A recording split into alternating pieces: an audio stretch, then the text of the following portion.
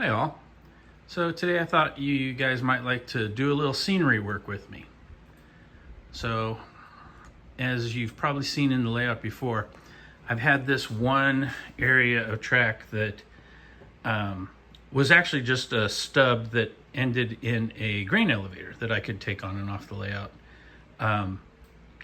But it made the layout kind of small because there's no place for the train to go in the real world. So by having a track that kind of goes off the edge of the layout, it implies that the layout's larger than just the space it takes up. It has a place to go outside of the little loop of track. But I wanted to hide that from the rest of the layout to make the scene look bigger. And so what I decided to do was put a small hill as a scene block so that when you're on this side, all you see is the interchange track that's coming through. And then when you're on this side, it kind of hides the interchange track and gives the illusion that there's more to the world than just where the table ends. I've already done the first part. You can see the layers of foam that have been cut and carved to fit in the space. This is pink insulation foam that you can get at like a Home Depot store. It comes in 1-inch thick pieces, and then I've just sanded them down to make the contour that the shape of the hill. So what we're going to do today is we're going to put Sculptamold over this to make it look more like real terrain. And Sculptamold's a brand name. It's not, Sculptamold is basically paper mache. And you don't have to buy Sculptamold. You can go to Michael's and get this Activa fast mache. You can go to any type of craft store and get a paper mache. Let me zoom in here. Paper mache product. It's all the same stuff. I actually haven't been able to get my hands on any Sculptamold. It's not really available in my area unless you buy a huge bag of it, and there would be more paper mache than I could use in a lifetime. So I'm going to go through the steps, and we'll put some Sculptamold over this hill form, and then we'll need to let it dry, and then we'll paint it, and then we'll finally put some ground cover over it. So to mix up the paper mache, I'm putting it in a plastic bag. You put in the dry material, and then you add water to it until it is kind of the consistency of like a firm cottage cheese. And once it's at that point, that's when you'd be able to spread it over the landform and make your scenery. Why am I doing it in a plastic bag? The instructions say use a bowl. You can use a plastic bowl, use a glass bowl. Don't use a bowl that you want to keep, because this stuff it's messy. It will harden onto the bowl. You might as well, you're going to end up throwing the bowl away. If it's a glass bowl, you can scrape the parts off, but if you're going to do that, do it outside with the hose in the garden or in the street, because you do not want this stuff going down your drain. This stuff hardens up inside of the drain, and you will have a blockage that you will require a plumber. So anyways, I'm going to go ahead and add the water and then start mixing it up. And the beauty of it being in the bag is I can just mix it up by mashing the bag with my hand until it's the right consistency. So I've added the water to the bag with the dry material, and works out to be about 2 to 1, 2 parts dry material to 1 part water. So if you put in 2 cups of dry material, you're going to need a cup of water. Depending on, the more water you put in, the gooier it's going to get, and the easier it's going to be to work with, but the longer it's going to take to dry. You see this is actually coming out pretty good. just working it with my hand to get all the water in through the dry material. You can see that it's about the consistency that you want to start spreading it. And basically to spread it, I just use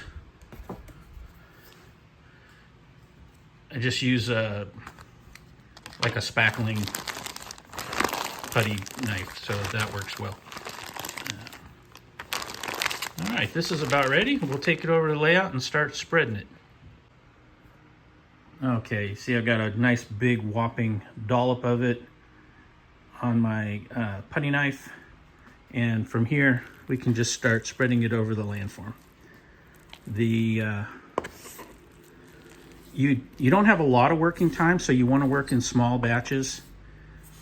You can add more water to this as you're shaping it to kind of make it flow a little easier if it's a little too dry.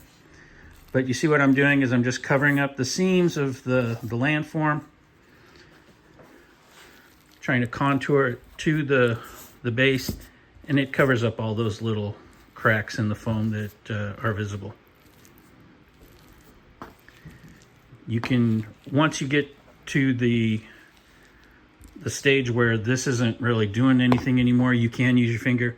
I recommend like getting your fingers wet, and then you can use your fingers to spread and contour and shape, just like you were doing working with clay. All right, I'm gonna get some more and put it on here, and we'll keep going. So that first bag, see it covered most of the front side, but I still have this other side to do. So I'm gonna have to probably make up another bag, maybe another 2 bags. So it gives you an idea on how much you're gonna need when you cover up something like this. The other thing I should mention is I'm not really close to the track on this, but when I start to do this area in here, it's a good idea to put some painter's tape or something over your track so that you don't get this paper mache product on your track, because if that gets on there and stays on there till it hardens, it is difficult to get off. So here's 2 bags in. You see that I've covered the majority of it, and some of this other area on the base that was cut away so that I could have a platform for the grain elevator. This will all get filled in. I still have this area in front to fill in as well. It probably will take just a small batch to do that. And you can see that I've covered up the track. So I've put blue painter's tape on the track to keep the track from getting dirty. You can smooth this out after it dries with sandpaper or other carving tools, but it's supposed to be land, so it's going to be rough. You're going to cover it up with paint. You're going to cover it up with ground foam. You might cover it up with some trees or bushes. So it doesn't have to be perfect. You just need to get the basic shape down first, and that's why this paper mache product works so well for it. Okay, so here is the finished form with all the Sculptamold on it, or paper mache. You see that it was a good thing I put down the blue painter's tape, because I did get stuff on the track. It actually took quite a bit of the paper mache product in order to cover the whole thing, and of course fill in those gaps that were around where the landform was, where I had to tear up old scenery. This is going to take about 24 hours to dry, maybe longer, because I put a lot of water in this batch. I actually used 2 different products of paper mache. Of the 2 that I used, this Activa I liked better. It was smoother. I don't know if it had more clay in it or what, but it was easier to apply. The other one, this paper mache product, it was still fine, but it was a little clumpy.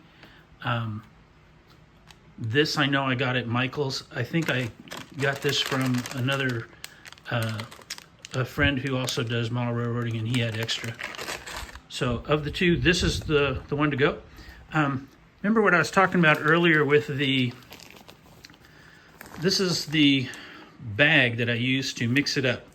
So all of that residue would be on your bowl, potentially going down your sink if you were to wash it in the sink. By using a plastic bag, I can just throw the bag away and I don't have to worry about any of that. We'll come back in 24 hours and we'll paint the landform and do the rest of it. All right, thanks.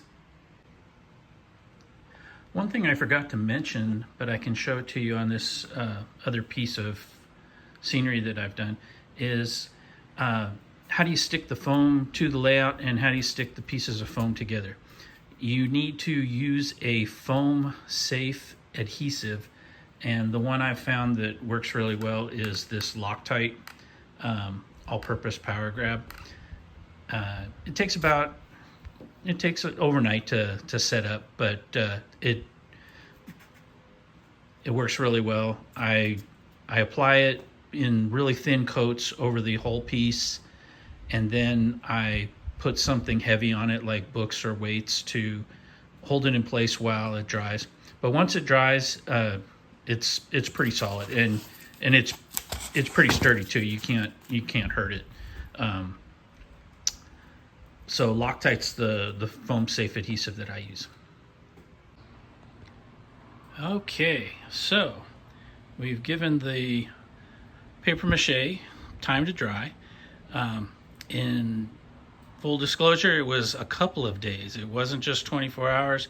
This took about 48 hours to fully dry.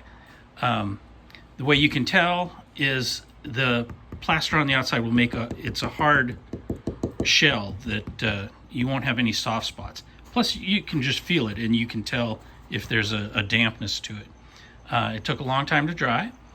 While drying, I noticed that when you look at it from the front, it kind of looks like a alligator sticking his head out of the water. So maybe we'll call this Alligator Hill, or better yet, maybe we call it Crocodile Rock. Be ashamed to miss out on that one. So we're going to start painting, and what I've got here is I've got the just basic brown paint. You can go find basic brown paint at the Home Depot or any paint store, and you don't need that much. The reason I have so much is because I actually picked this up from the return section. So some couple came in, decided brown paint was the paint they wanted for their walls, got home and was like, no, this cooler heads prevailed. We don't want this color on our wall, and returned it. So Home Depot sells it at a huge discount since it was a return stock, and I was able to pick up this thing for pennies on the dollar. All I'm going to use is one of these foam brushes that you get. They're real cheap. They're about 99 cents, maybe 79 cents. I can't remember exactly. And we are just going to slather that hill and cover up all the nooks and crannies. The foam is good for getting in all those nooks and crannies, and we just want to cover it up.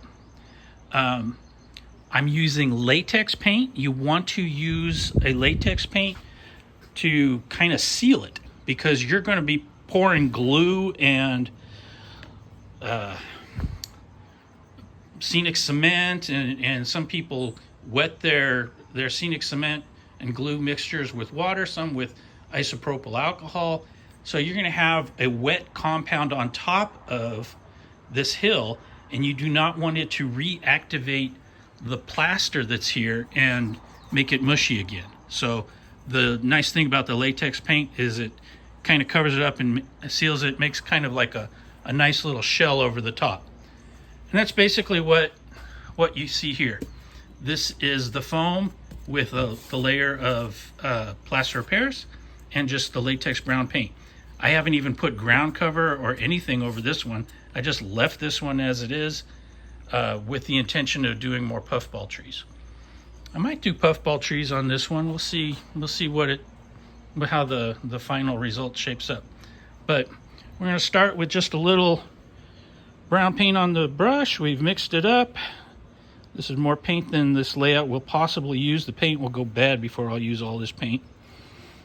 And we are going to just get this hill covered in basic dirt brown. We do not care what kind of brown. It's going to be covered up with grass and shrubs and earth blend and all kinds of ground cover that you'll never see. You should never see the hill underneath it. But if you do see something underneath it, you want brown to show through. You do not want the white plaster to show through. So this will take care of that problem. All right. You guys don't want to see me paint a whole hill, so I'm going to stop the video and I'll come back when it's all done and show you the end result. Okay, the hill is now covered with paint. This needs to dry, and that's kind of what happens with model railroad scenery, is you spend a lot of time waiting for stuff to dry. Some guys can put the ground foam on while the paint is still wet. The problem with that is a lot of ground foam and cover that's used for this stuff will absorb the color of the paint if it's too wet, and then you end up with kind of a mess. The ground foam doesn't look realistic. It looks like the color of the paint, and it just makes for a kind of a cruddy job. So I'm going to actually let this dry all the way overnight. I'll probably come and check on it in a couple of hours, because no matter how hard you try, there's always going to be a few spots that you didn't see in the light, but now that you're seeing it and a little bit drier, the white spots will show through and you'll know where you missed. So it's not a bad idea to come back and check on it. When this finally does dry, we will put some glue on it and then sprinkle some ground cover and see how it looks. So yeah, I think we're going with Crocodile Rock. Okay, the paint on the hill is dry, and with that brown color on it, it even looks more like a alligator head sticking out of the water. So what we're going to do today, we could leave it like that until I decide what I'm going to finally do with it. Maybe put puffball trees on it, but I wanted to put some ground foam on it just so that it looked a little bit more finished, and I'll show you guys how I do that. Let me pan over to what I'm going to use. We're going to use basic Elmer's white glue, pretty much full strength. We'll use a little water on a brush just to spread it around a lot easier, and then we're going to sprinkle on Woodland Scenic's ground cover. So I use basically 3 different colors as the base. I like to use this, it is called Earth Blend. It's T50, and it's a pretty fine grain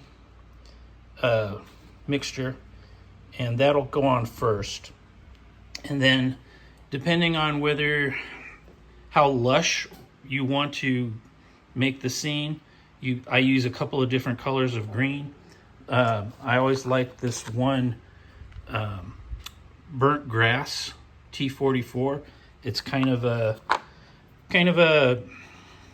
basically a burnt grass look, but it adds a lot of variation to the color. And then my other one that I use a lot is Green Blend T49, and it's a little darker green.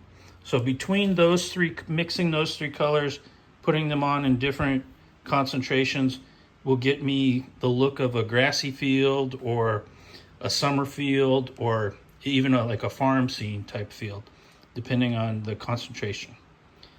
We're going to apply it with basically a plastic spoon. Let me take you over to the hill, and we'll get some glue on the hill, and we'll start our first little batch. I'm going to basically apply full strength white glue to the hillside, And you want to work in small batches, because if you tried to cover this whole hill with glue, by the time you were done sprinkling on the ground foam on one side, the glue would be dry on the other side. So we're going to work in just a little small patch. We're going to apply some glue here. And then I do want to spread it out, thin it out with just a little bit of water. So I just take a cheapest paintbrush you can find. It doesn't need to be fancy, it's just for the spreading of glue. And we're going to cover the hill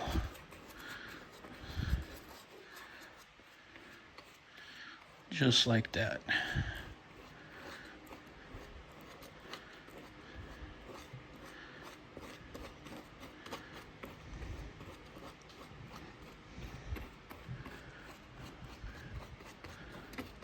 And like I said, we're going to work in a small batch. We'll just start with this little, actually let me get a little bit more glue on that. We want a little bit bigger patch than that, because I do want to come all the way down the hill on this first pass.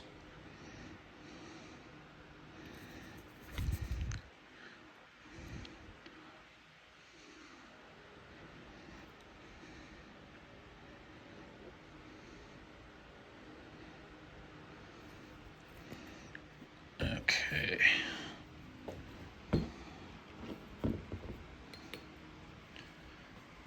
All right.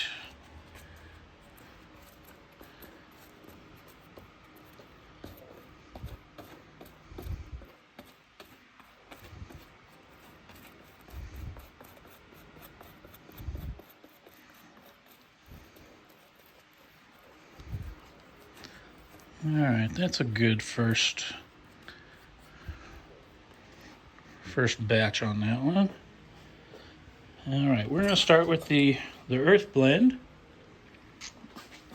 and just take a little spoonful, not too much. And then what we're gonna do is we're gonna just gently tap the spoon so that it falls off kind of gently into the wet glue. And if it doesn't stick, that's okay. We're going to apply multiple layers, and we're going to seal it down with some scenic cement. So this first batch of glue is just to get the base layer on here.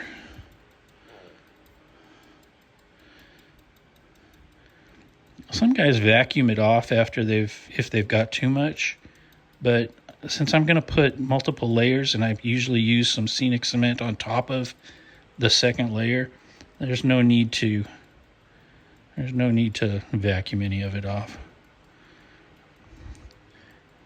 And already you can see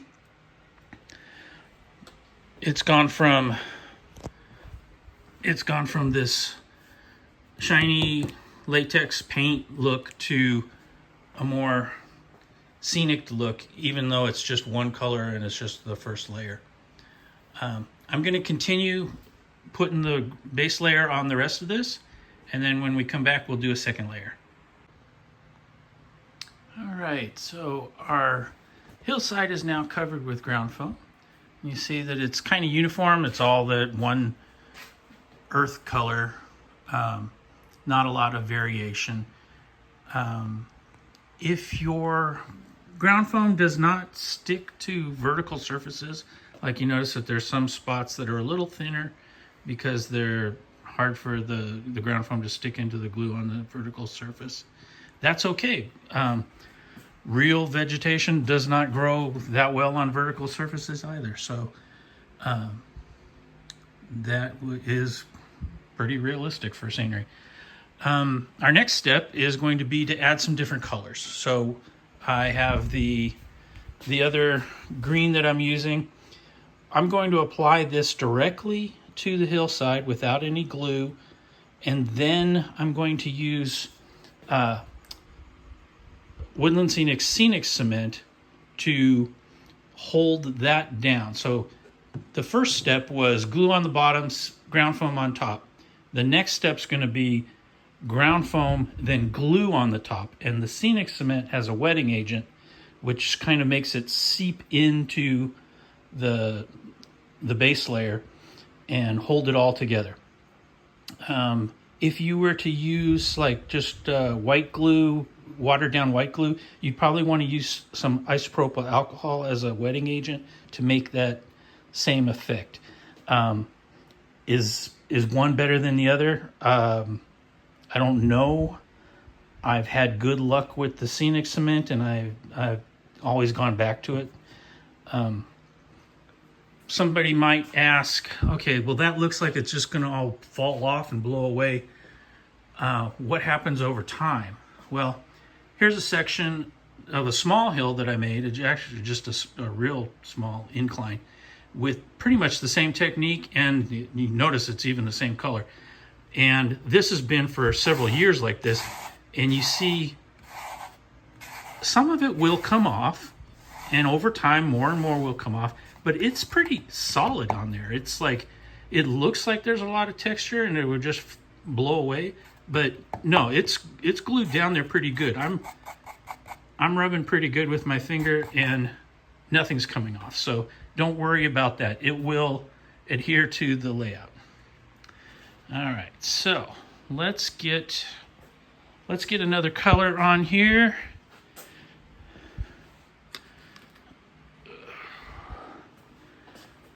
Okay, we'll do the green blend, and we're not going to cover the whole thing. We just want a little bit of color just to make it look a little different on some of the spots.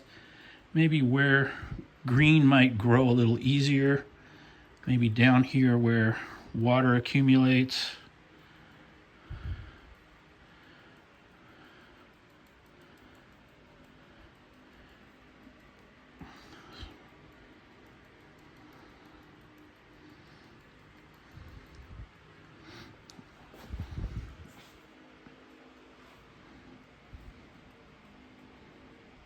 I've got the fan going, so that's why you see it kind of blowing off of the spoon a little.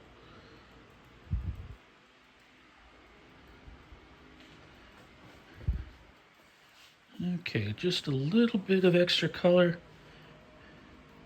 and it starts to look more natural. I'm not going to cover the whole thing. Now you see in this case I don't have to work in the small batch because this can go, like I said, it's going on dry, and then the wet's going to go over the top of it. So the first step was wet, then dry. Second step is dry, then wet. All right. I'm going to get another color other than that just so we have an extra variation. I'll be right back. All right, so I've added the other shade of green. It's a little darker, and the dark goes a long way, so don't overdo it. Matter of fact, that's probably only 1.5 of those plastic spoons full of the dark, just to add a little bit of variation to the color so that it looks more like there's something growing on here. Our next step is going to be to apply the Scenic Cement, and for that I'm going to use a pipette. So these are little plastic tubes that you can hold down and suck the glue right into the pipette, and then apply it very delicately onto the scenery so that it soaks into the existing ground foam. These are cheap. You can get a pack of these at Hobby Lobby for I want to say less than $5, but I went on Amazon and I found 100 of them for $10. I went ahead and bought them. More pipettes than I'll ever be able to use in a lifetime, but I have them and they're inexpensive. You can use them and throw them away. All right, let's get the Scenic Cement out and we'll start applying. Okay, make sure you really shake this stuff up because the glue will settle at the bottom, and you want it to kind of have an even distribution. So, all right, we got a full pipette full of glue, and we're just going to dribble that gently onto the surface. Let me get you in focus. And oh, it's not focusing very good here. There we go. See, it's soaking. Some of it's dripping off, but some of it, you see most of it's soaking in. And that's the wetting agent that comes already in the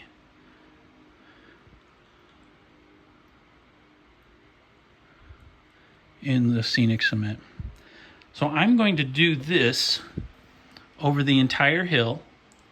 Then we need to let that dry. Once we let that dry, it makes a pretty hard finish, like you saw me showing you on the other part of the hill over there. It's okay if it looks a little weird when it's wet. It's going to dry kind of a nice matte finish, and it'll be more uniform. Plus, it's land. You want it to look different throughout the thing. You don't want it to look the same all over. All right, when we come back, we'll have the dry scenery. All right, I wanted to show you guys the wetting agent for the scenic cement wasn't cutting it for me. So I actually did do several pipettes of isopropyl alcohol through this whole thing to make it flow better. What was happening was, as I was applying the scenic cement, the loose ground foam was balling up and then rolling off the hill. So I applied isopropyl alcohol to it. It soaked it in. Then I put the glue on, and that seemed to do the trick. Also, I wanted to show you, you need a lot of glue. It will look white when you put it on there. It'll soak through, and you'll see the whiteness of the glue. That will dry clear, and you'll be fine. But it does go on very wet, so don't be discouraged when you see it come on like that and you see it pull up and it looks like just a pool of glue. It will dry clear, and you'll be okay. All right, we're going to have to let this dry for maybe even overnight. But when we come back, we'll check out the scene. All right, we are back. The glue has dried. As you can see, the hill pretty much blends in now with the rest of the scenery. The glue is solid. It's just as firm on this as the other hill that we did earlier. You saw that the big puddles of white glue that looked like it was a sopping mess has all dried to the matte finish that it's supposed to.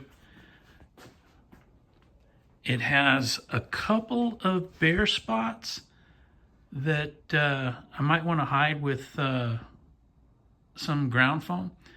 I actually, while I was digging through my supply, I found some Woodland Scenics. This is coarse turf. It's obviously not as fine a grain as the other thing, but this makes really good bushes. And so if you have a little spot where you want to hide a little bare spot, you can glue this down, and it actually makes very realistic looking bushes. So I'll probably do that. To do that, it's pretty simple. It's just straight white glue. You put a little dab on, you stick the ground foam in there, and you just let it dry. You don't have to seal it with anything. It will be loose to the touch, but the underneath part will be held in place by the glue. So anyways, why don't we get a train running through here and see how it looks? Okay, we have our old-fashioned American 440 pulling a combine car, an old-fashioned combine car. And you see from this angle, you cannot tell that just on the other side of the hill is another American locomotive, 440, with its caboose in tow.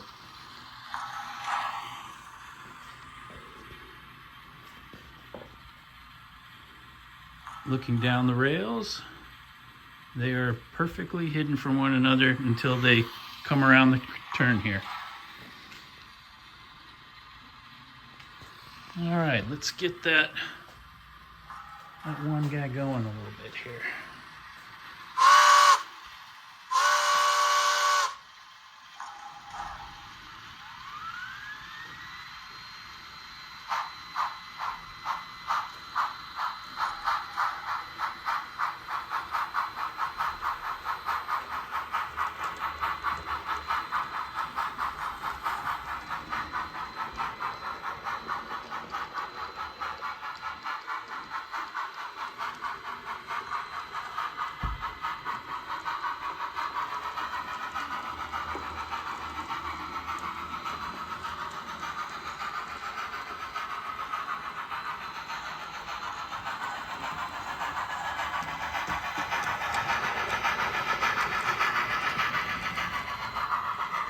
And now those people have somewhere to go other than just a circle of track on the loop to the same town over and over.